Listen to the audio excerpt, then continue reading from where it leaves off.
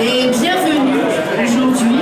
Donc c'est notre 10e souper, c'est quand même bien ça, 10e souper de l'Action nationale aujourd'hui, qui est né en 1917, faut-il le rappeler. L'Action nationale, eh bien c'est quoi? C'est une réflexion sur l'avenir de notre Québec et aussi sur la langue française. Beaucoup d'histoires, beaucoup de gens passionnés, des politiciens, des militants écrivent à tour de rôle. Alors, ce soir, nous aurons une conférence de Christian Rioux qui est là en ce moment, du Devoir, correspondant à Paris, et qu'on attend toujours le vendredi, parce que le vendredi, moi, si mon livreur du Devoir arrive tard, là, je suis vraiment fâchée. Parce que je sais que le vendredi, c'est tous mes chroniqueurs préférés qui sont là, entre autres. Alors, nous aurons le Bernard Landry, porte-parole de la campagne de financement du 100e anniversaire de l'Action nationale, qui viendra aussi nous parler. Nos invités ce soir qui sont dans la salle, et ça, je n'aime pas ça parce que parfois j'en oublie, mais je veux vraiment les mentionner. Brian Miles, directeur du Devoir, Léopold Beaulieu, président de la Fondation CSN, Gaston Bernier, qui va être là bientôt, Hélène Pelletier-Baillargeon, récipiendaire du prix Rosaire Morin, c'était en 2011. J'ai vu M. Gérald Larose, ancien président de la CSN, et qui a fait beaucoup pour la langue française. Gilbert Paquette, ancien ministre. Martin Lemay, ex-député du PQ Sainte-Marie-Saint-Jacques. Pierre Dubuc, directeur de l'autre journal. Mathieu Bock-Côté, chroniqueur et essayiste, oui, il est là. Maxime Laporte, président de la Société Saint-Jean-Baptiste de Montréal. Bonsoir Maxime. Jean-Paul Champagne, ex-député et ex-président de la Société Saint-Jean-Baptiste. Et puis Marianne Alpin, elle est tout nouvellement, je ne vais pas dire, je ne vais pas féliciter parce que j'étais en campagne, elle est nouvellement directrice générale du mouvement national des Québécois et des Québécoises. Guy Rousseau, directeur de la Société Saint-Jean-Baptiste Mauricie, et également récipiendaire du prix Rosaire Morin 2015. Gisèle Denoncourt, directrice générale de la Société Saint-Jean-Baptiste, et Éric Bouchard, porte-parole du mouvement Québec français. Nos députés du Bloc, alors Monique Posé, qui est là, Monique, alors du Bloc québécois de Repentigny, Gabrielle Sainte-Marie, députée du Bloc de Joliette, Marlène Gill, députée du Bloc de Manicouagan, et mon chef à la dernière campagne électorale, parce qu'on a fait la campagne ensemble, Mario Beaulieu, mesdames, messieurs.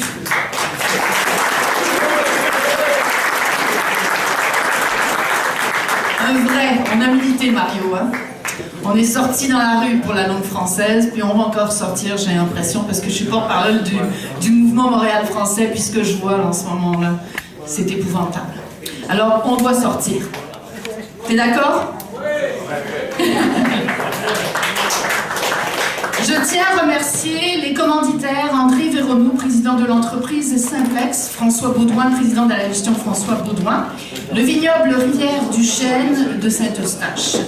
Et vous savez que lire est agréable par des gens qui ont du talent, et puis quand ça sort, quand c'est nos petits bébés, d'ailleurs je sais qu'il y a un auteur dans la salle, mardi il va faire son lancement de livre, ils sont là. Les collaborateurs qui ont publié leurs essais cette année, je le répète, il y a Mathieu Bock-Côté avec le multiculturalisme comme religion politique. Mathieu, j'aimerais bien on le voit, qu'on l'applaudisse, parce qu'il est parti. Voilà. Fièrement, de l'autre côté de l'océan, nous représenter, à faire pas mal d'émissions de radio que j'ai écoutées d'ailleurs. Et on était très fiers de ces interventions. Je vous disais, mardi, il y a son petit bébé qui sort et je vais y aller. Simon Pierre Savard Tremblay, est-ce qu'il est là? L'État succursale, bonjour. Ça a l'air une brique, mais je suis sûre que ça va être de la même couleur, la même saveur que les volumes précédents. Mardi, alors bon lancement.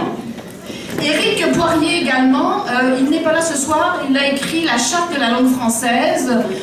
On en parle beaucoup dans les journaux en ce moment, intéressant, c'est à côté de mon lit d'ailleurs. Guillaume Rousseau, l'État-nation face aux régions. Est-ce que Guillaume Rousseau est là? Également, comme livre qui qui est sorti, celui de Après Charlie de Djemila Ben Habib, qui se bat beaucoup. Djemila, est-ce qu'elle est là? Bon, permettez-nous de l'applaudir pour tous ces combats.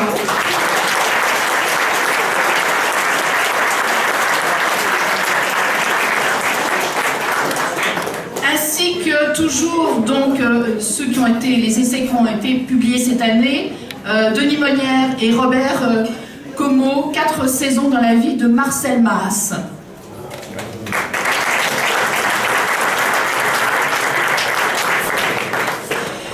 Justement, c'est le temps de vous présenter le président de la Ligue d'Action Nationale, Denis Monnière.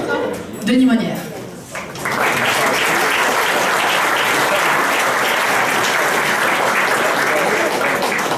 Chers amis de l'Action nationale, c'est toujours un plaisir de vous retrouver si nombreux à notre dîner causerie. On a annoncé que c'était le 10e, mais vous savez, l'Action nationale a une très longue histoire et dans notre passé, nous avons eu la tradition des dîners causeries dans les années 50, 60 et 70. Ce qui est nouveau, c'est que nous avons rétabli cette tradition grâce à Christian Gagnon, qui est membre du conseil d'administration de l'Action nationale et qui supervise l'organisation de ces dîners causeries. Ce soir, je ne sais pas si nous devons nous réjouir ou nous désoler, mais nous allons franchir le cap du centenaire de l'Action nationale en janvier 2017. Depuis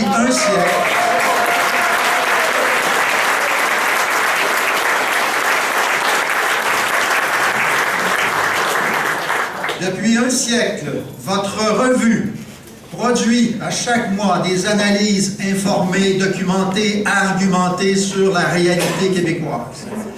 Depuis un siècle, des intellectuels, bénévolement, maintiennent à bout de bras cette revue d'idées, revue de combat. C'est exceptionnel dans l'histoire intellectuelle et là, du Canada, puisque l'Action nationale est la plus vieille revue d'idées au Canada. Nous dépassons même le Reader's Digest.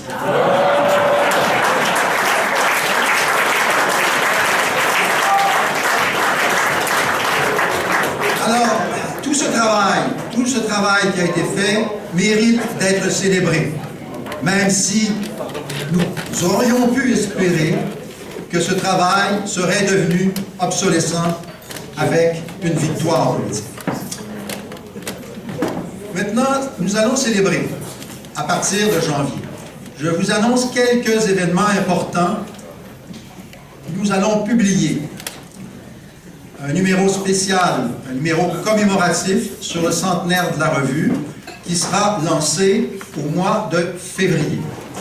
Nous avons prévu aussi une exposition virtuelle sur le centenaire de la revue. Nous allons aussi publier un livre qui sera rédigé par André Ferretti, excusez-moi, quel lapsus, par Lucia Ferretti, la fille d'André. Vous voyez, nous avons des réserves, nous pouvons aller très loin. Et finalement, il y aura le dîner du centenaire. Et il y aura une campagne de financement, puisque c'est vous qui maintenez cette revue à bout de bras chaque année en faisant des contributions. Mais pour que cette campagne de cette année soit plus fructueuse, nous avons confié le mandat de présider cette campagne de financement à Monsieur le Premier ministre Bernard Landry. Bernard.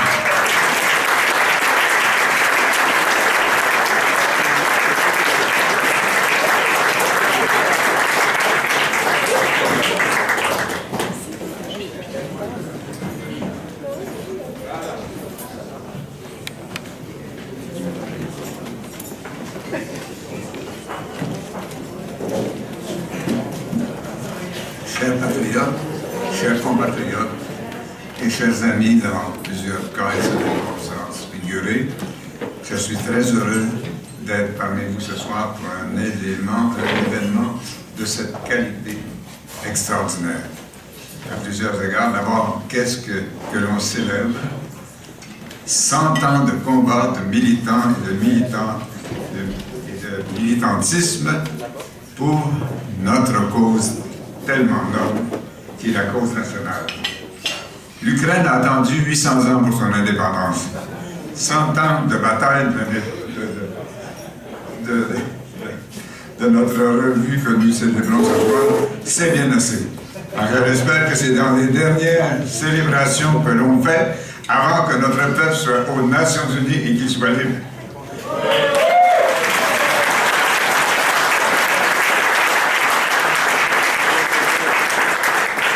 Je voudrais faire une chose que je n'ai pas eu le bonheur de faire jusqu'à maintenant, mais le temps est venu, c'est de saluer monsieur le chef de l'opposition partielle qui est parmi nous ce soir, et chef du Parti québécois.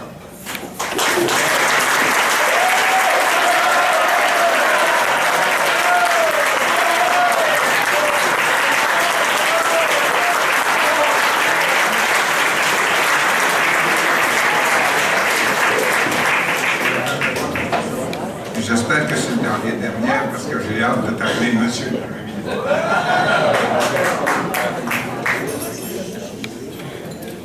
Alors, je ne vais pas vous faire perdre votre temps en essayant de vous convaincre de la nécessité absolue de notre indépendance nationale, ni faire mon temps à faire ça. Je vais vous faire quelques petites remarques, dont certaines assez matérialistes, mais qui ont leur importance. D'abord, je veux vous dire, comme patriote et comme militant, ma reconnaissance pour ceux qui ont soutenu cette revue extraordinaire. Je me rappelle avec émotion que j'ai été salué quelques jours avant sa mort, Robert Morin, à l'hôpital Notre-Dame. Quel batailleur, hein, qu'on a admiré. On l'a même supporté financièrement pour ses travaux sur l'économie nationale du Québec indépendant.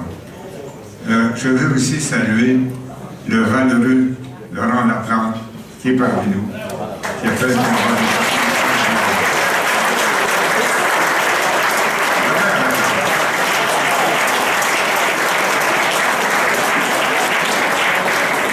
Robert Laplante. Et je ne me trompe pas pour le nom, il y a eu aussi, dans votre groupe, à travers les âges, Lionel Groux lui-même, formidable. Alors, c'est vraiment exemplaire que cette chose se soit faite. Nous la saluons, nous sommes, comme patriotes, reconnaissants et nous vous souhaitons une longue vie et une courte vie dans le Québec non indépendant. Un autre grand plaisir que j'ai à être dans cette salle, c'est que j'y ai vu des gens qui étaient à la fondation du Parti québécois. Formidable. Mais j'en ai vu qui n'étaient pas nés quand cette fondation est arrivée. Ça veut dire qu'on est en train de recréer une alliance intergénérationnelle qui est évidemment essentielle pour atteindre notre objectif national. J'ai aussi un autre grand plaisir d'être avec vous, car il y a dans cette salle, et je le dis en prenant le risque que ça implique, le meilleur journaliste contemporain du Québec, Christian Liu.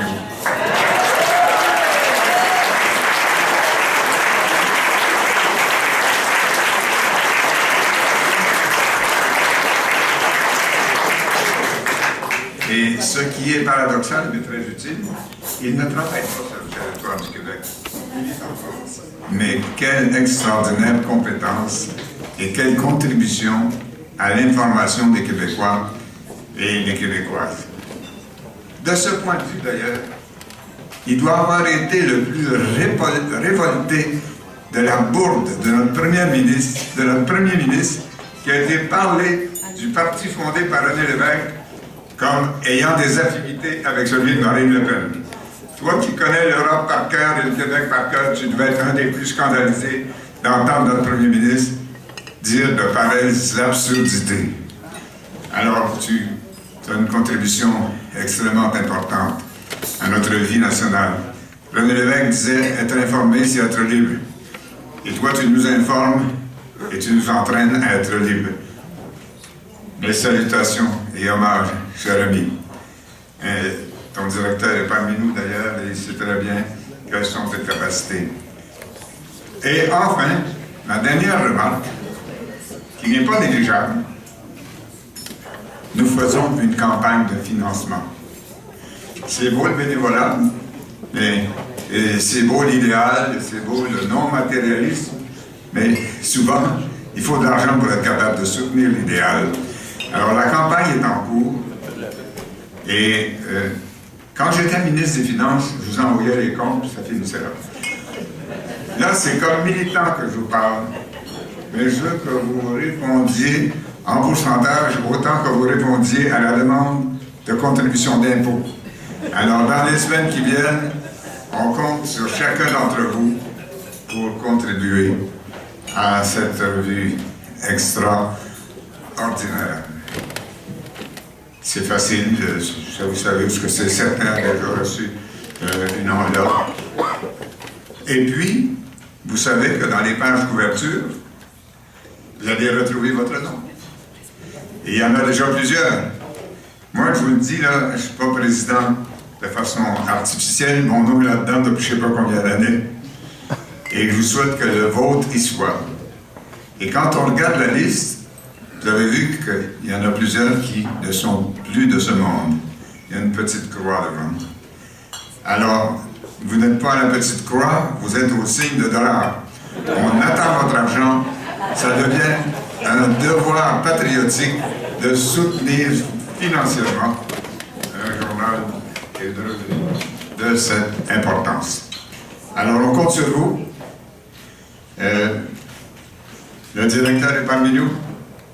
Il mérite notre appui puissant et soutenu. Et je pense que c'est ça qui va se faire.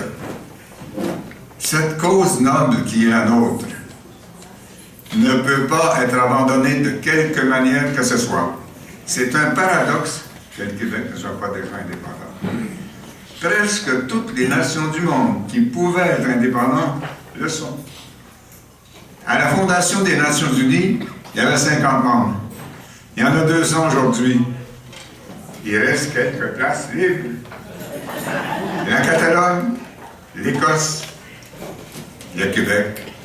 Et notre devoir patriotique, c'est maintenant devenu un devoir mondial. Parce qu'avec cette mondialisation, qui a certains avantages, mais qui a des inconvénients et des risques majeurs, il faut qu'elle soit régulée par des instances internationales. Et c'est maintenant un devoir de citoyen planétaire pour un pays qui peut être indépendant de l'être. Alors ça nous fait une motivation supplémentaire. La mondialisation doit être équilibrée. Il y avait une formidable chanson du Parti communiste qui disait « L'international sera le genre humain ». Je vous suggère d'autres petites phrases qui ne contredisent pas l'autre. Le national sera le genre humain. C'est pour ça que nous avons le devoir d'être indépendants et d'accélérer le combat et le pas.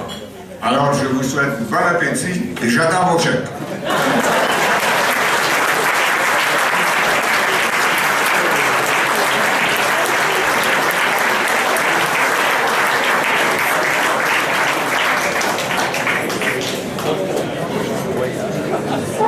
Alors, je vous explique un petit peu la suite des choses. Christian Rioux va faire sa conférence. Et là, vous allez avoir le droit d'intervenir, de poser des questions. Il y a un micro qu'on a placé au milieu. Ça va être intéressant après. On prendra vos questions. Par contre, je veux que la première question soit de la part de Jean-François Lisée.